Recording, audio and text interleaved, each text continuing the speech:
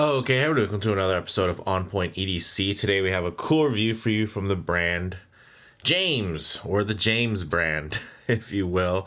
They were established back in 2012 out of Portland, Oregon. They're a really small operation, and really they focus on designing stylish, modern pocket knives with outsourced production. Now, this particular type of knife, I'd consider it an EDC folding utility knife. Some key common characteristics and design language. We're looking for something that you can carry with you every day. You're, of course, going to be looking for that pocketable size and a very versatile blade, which I think this has. This is, of course, their Clovis model, and this is a very nice premium kind of halo model for them. It is actually made out of Idaho, and it has a really fun button lock deployment. I believe these are currently sold out, but they do continuous like batches and reruns, so definitely check back on their site to see for current availability. But these go for $425 direct, and some of you are thinking, wow, that's pretty expensive for a folding knife. But I will say that, considering one, that it's made in the USA, and the fact that generally you have to also consider the other knives that the James brand carries and how much those cost. So of course their premium Halo model would be on the more expensive side. So yeah, this one is up there with that. So with that said, let's go ahead, zoom the camera out, get this piece in hand, and take a closer look. All right, guys, now before I pick this piece up, quick wristwatch check. This is my Mielis Snowstar, and of course reflecting off of a black camera lens.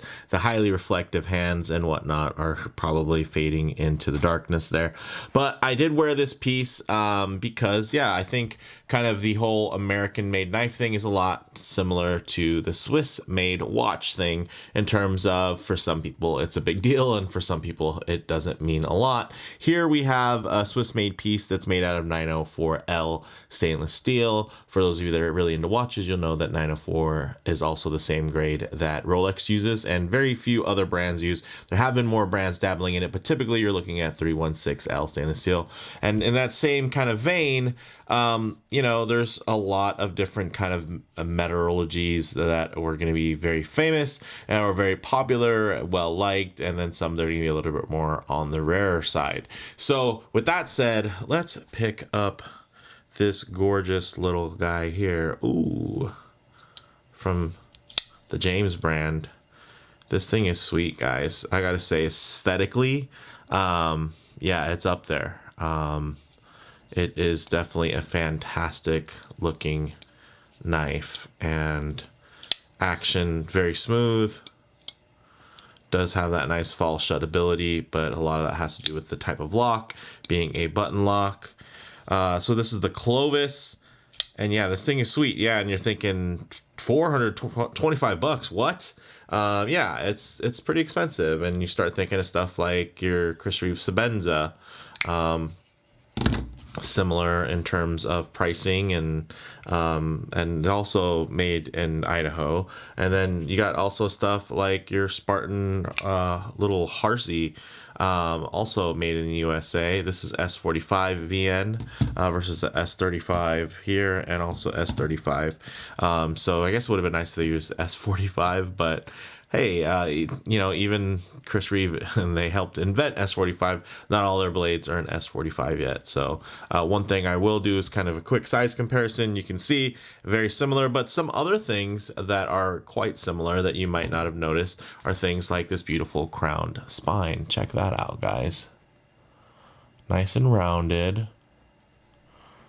Really beautiful there. It's a nice finishing touch, similar to the Chris Reeve spine here. Maybe not quite as high a level of finish, but I don't think I was expecting this to be finished at Chris Reeve level. One thing also, a nice thing here is you also get a beautiful hollow ground blade. Look at that.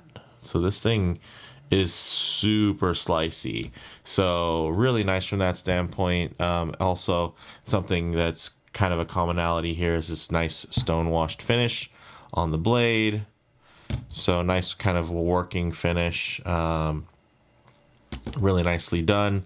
But generally, Also, another nice feature is this really, I mean, even closed, this thing looks sweet, guys. I gotta give it, give credit where credit is due. Sure, yes, that's a pretty thick, titanium backspacer. So, we probably could have just done with something with like standoffs or something like that to make it a little bit thinner.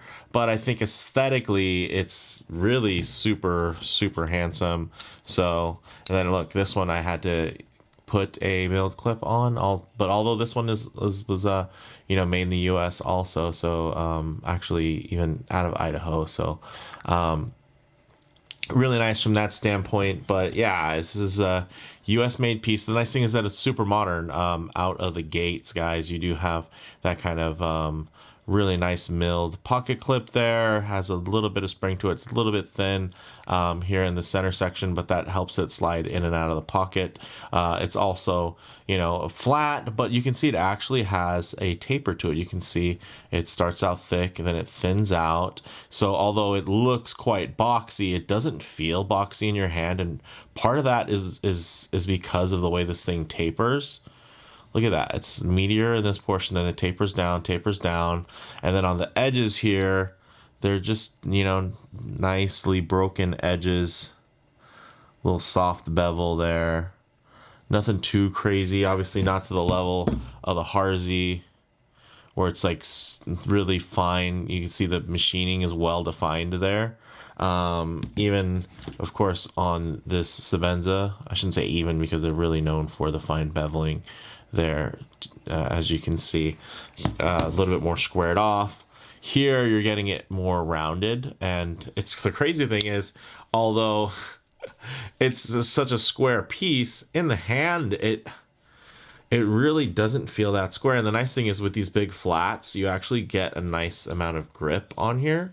So regardless of the different types of hold you're doing, whether it's like a little bit more of an EDC cut or you're really choking up on it, doing some chopping or anything like that, maybe some type of draw cuts, you're getting a lot of nice purchase in terms of the way this feels in hand, which is really great. And again, you do get that beautiful blade. I mean, the sharp, that secondary edge there, you can see isn't super impressive, but it's still nice. It doesn't look like, definitely doesn't feel like I'm picking anything out on it. But you compare it to the Chris Reeve blade. Look at that end there. It's just that's an edge. Look at that, is an edge, beautiful edge. Versus here, still a nice edge, but definitely not to the same level in terms of the kind of refinement and whatnot. But I guess you weren't really don't necessarily expect that, because I think instead of the refinement you're getting with a Chris Reeve knife, here you're going to be getting more of the innovation side, right? Because there's not a lot of innovation in an old frame lock. But that's kind of the point, though, right? People love that, like the back down to business, bare bones type of knife. That's one style and that's one way to do it. But this way, it just gives you something a little more modern, a little bit more fun. And then people who aren't necessarily really into knives, they see this and they understand that that's actually a really cool knife. It's really well designed. So before I go too far into the ramble, which I probably already have, let's talk a little bit about these specs. Of course, you guys do see that we have the beautiful CPM Crucible S35EN premium stainless steel. We have the nice drop point with a hollow ground and crown spine. You get the stonewash finish. The handle is 6AL4V titanium with a nice bead blast. Overall length is just short of 7 inches at 6.9. The blade length is just short of 3 inches at 2.9, and the closed length is actually 4 inches while closed. The weight on here is 3.6 ounces, so not super lightweight, but doesn't feel super hefty by any means. I think it definitely has that quality feel that you kind of look for. I think again it kind of almost ties in with mechanical watches as well, where sometimes if a knife is too light, it doesn't necessarily feel substantial enough. Here, I think you get that great feeling of, wow, this is really substantial tool in my pocket. This is a great piece of kit. So I'll give them that. Although it would have been nice if maybe there was some internal milling going on there, which you're not really seeing at all. So I mean, if we could get some internal milling, that'd be great. Maybe in another version, but as it stands right now, it just ends up kind of making this feel very substantial. It doesn't make it feel necessarily overweight by any means. Yeah, this thing's sweet, man. In hand, guys, the ergonomics are very, very nice. It fills the hand really well. Again, it has that nice substantial kind of feel and weight and heft to it. Action, guys, check that out. Just super smooth. Really nice open and close. Of course, the thing with the button lock is you do have to actually get it all the way disengaged for that to come down. Even if you come a little partial, a lot of times you can kind of stick because it's still held in there because you didn't get the button all the way in. But once you have it all the way in, bam. So you just kind of got to get used to really disengaging it all the way to make sure that it drops. You'll see probably a couple times in the video where I'm like, hey, trying to push it down, and it's just because I don't have it pushed all the way in. We do have that, again, that really nice action. We have ceramic ball bearing, pivot washers, which is great. Definitely very fidget friendly with this button lock, which I enjoy a lot. In terms of model variants go, you can get this in a black on black, or here in the titanium and stainless steel. You can also get it in a tan handle with a black blade, or you can also do an OD green handle with a black blade. So there's quite a few different options. Definitely check to see what's available. Comparable models, I mean, this is kind of like, again, I guess you compare it to Chris Reeve's Small Sebenza territory, as well as like Benchmade mini grip. It's kind of I think with the button lock, of course the Benchmade is an axis lock, but in terms of kind of what this looks like and feels like in the pocket, it does feel a lot like just a nicer mini grip. And yeah, I really do love this blade shape. I think they did a great job on it. I dig the hollow ground finish, and then also the crown spine. The jimping is actually still quite nice, not sharp or anything. It's like actually like really well done. If you guys want to get a look at that, you don't need a lot of jimping. It just gives you the right amount. And then of course, because you do have this nice flat on top, and it's not sharp or anything because it does have a broken kind of soft beveled edge on it. It doesn't feel super square, blocky in the hand. It actually fills the hand really well. And then of course this milled pocket clip, again, it just feels really nice in there because it's, you know, it doesn't have anything sticking up or pointing out like your typical spring clip. So yeah, this thing is pretty awesome, guys. Bottom line, this is definitely an ultra premium flagship model from a typically more fashion forward brand like the James brand. And I guess that's kind of a compliment to them, right? Is that they're kind of bigger than just pocket knives. Honestly, like they're just in that premium EDC space where they just make like cool gear, cool kit. I think that people kind of can appreciate and will pay, you know, premium prices for. Here is kind of their example of what does a premium, you know, absolute cream of the crop product look like from them. So yeah, I mean, it's not perfect. I think it's a really nice knife. My wife actually got this for me for Christmas, so thanks, honey, for getting me this. And yeah, I'm sharing it with you guys now. But yeah, I'd say if I can make improvements for future variations, future runs, it would be nice to have some milling done on the interior or maybe on the exterior with some type of grip pattern or something like that would be really nice. But I get it. This is kind of part of their aesthetic is that minimalist look. So I don't mind that altogether. Also, I think, you know, to help lighten things up, it would be nice to maybe do some standoffs or just a smaller back spacer that doesn't run the full length of the knife. or maybe some alternate material, maybe make that out of carbon, so it'll be a little bit lighter. Some marbled carbon fiber would be really cool. Of course, you want something without any voids. Also, maybe instead of S35, use S45 or M390, or 20 CV or something like that, just to kind of make it feel a little bit more premium. Again, just add a couple more benefits to that pricing.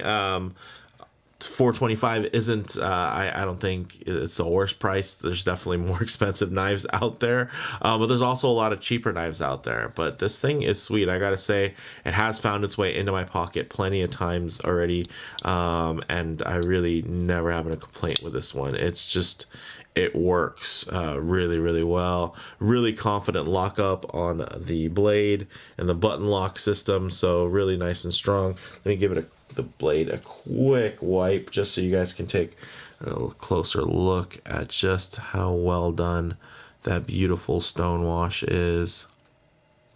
And again, guys, this is a knife that, yeah, sure, the show side, well, it's open blade, looks really great, but on the opposite side, look how good this thing still looks closed, man. And on the clip side, this thing looks freaking excellent, man.